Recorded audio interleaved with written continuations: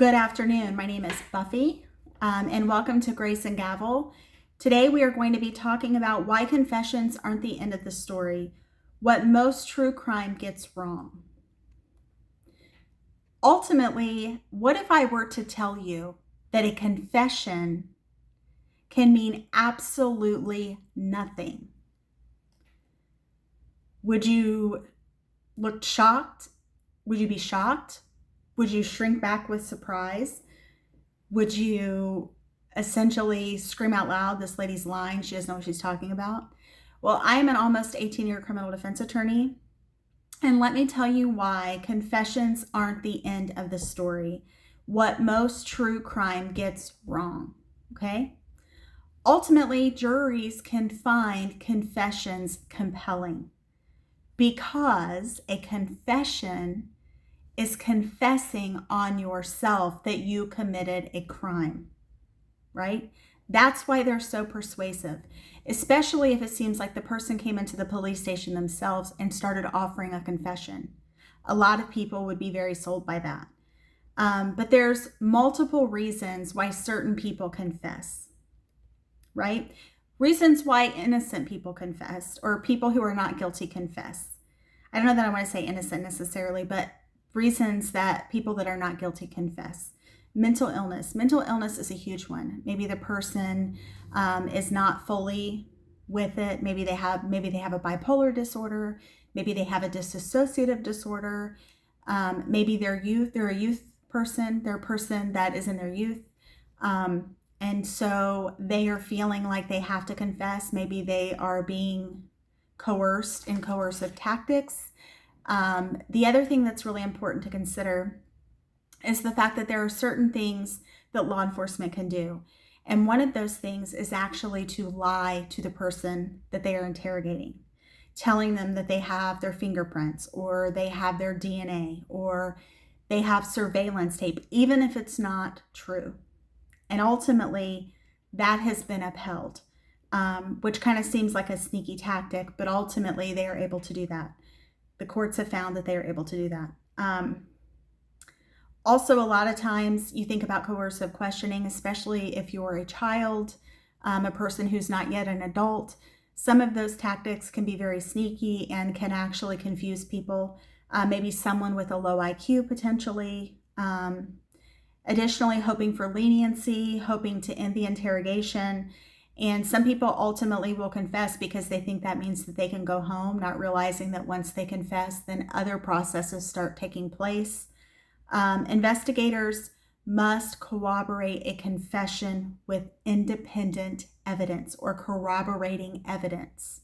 So, for instance, let's say that the person says, yes, I killed this person using my dad's shotgun.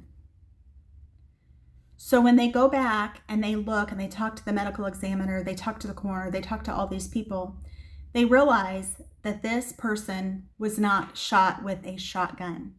This person was stabbed. Now, does that sound like something that would corroborate that person's confession? No, it actually is not what happened. Therefore, it would not be corroborating testimony. It would not be a corroboration that that person confessed to a crime that they committed, right?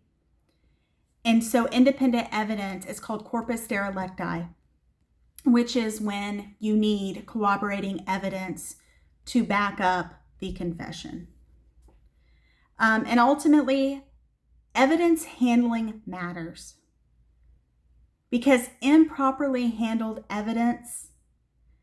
For instance, I remember a case that I had watched many years back, and there were these two women, I believe, who had been sexually assaulted and murdered.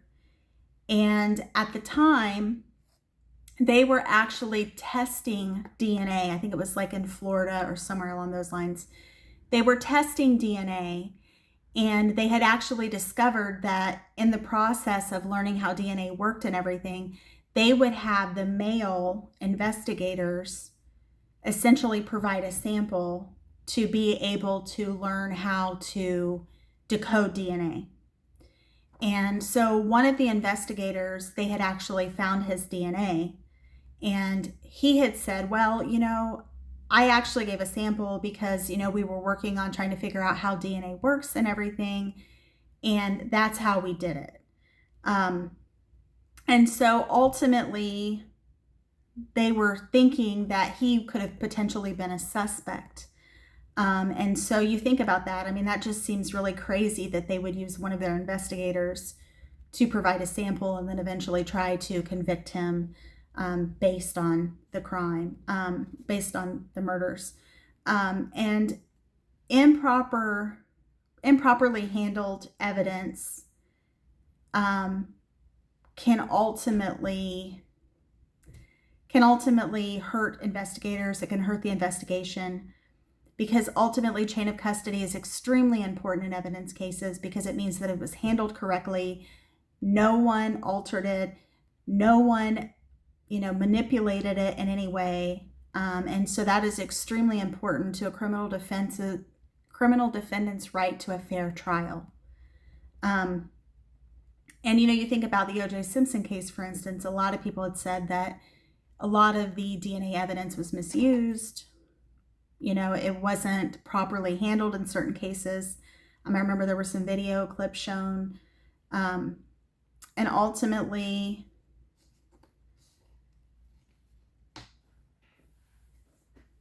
it's really important to realize how important evidence is, and that it needs to be handled carefully and responsibly, so that you're not mixing certain people's DNA in with other people's DNA. So I just want to say thank you so much for tuning in to Grace and Gavel, where truth meets compassion. My name's Buffy. I'm an almost 18-year criminal defense attorney. And if you got value from this, please feel free to like and subscribe. I'd greatly appreciate it. And I hope you have a great rest of your day. Come back and see me again soon. Bye-bye.